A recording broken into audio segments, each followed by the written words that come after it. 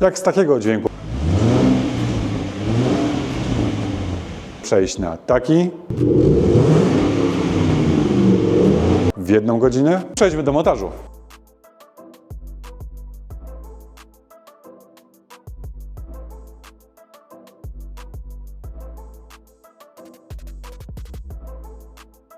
Całym modułem sterujesz z wygodnej aplikacji na Twój telefon.